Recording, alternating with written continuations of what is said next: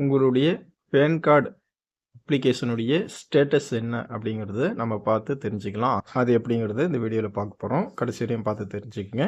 First UTI pan கார்டாக இருந்தால் UTI pan ஸ்டேட்டஸ்ன்னு கூகுளில் அடிச்சிங்கன்னா ஃபஸ்ட்டு இந்த மாதிரி வெப்சைட் வரும். அதை வந்து ஓப்பன் பண்ணிக்கங்க.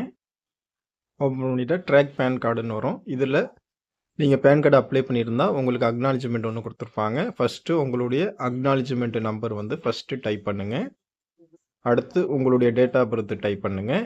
அது கீழே சர்ச் அப்படிங்கிறத கொடுங்க. சர்ச் கொடுத்துக்கிட்டிங்கன்னா உங்களுடைய அப்ளிகேஷனுடைய ஸ்டேட்டஸ் என்னங்கிறது ப்ரிவ்யூ காட்டும். அதில் நீங்கள் பார்த்து தெரிஞ்சுக்கலாம். அதே போல் என்எஸ்டிஎல் பேன் கார்டு நீங்கள் யூஸ் பண்ணிங்கன்னா என்எஸ்டிஎல்லுடைய இந்த வெப்சைட் ஓப்பன் பண்ணிக்கங்க. அப்ளிகேஷன் டைப்பில் பேன் நியூ சேஞ்ச் ரெக்வெஸ்ட்னு இருக்கும். அதை செலக்ட் பண்ணிக்கோங்க. அது கீழே அக்னாலஜ்மெண்ட் நம்பர் கொடுத்துட்டு அந்த பாக்ஸ் டிக் பண்ணிவிட்டு சப்மிட் அப்படிங்கிறத கொடுங்க.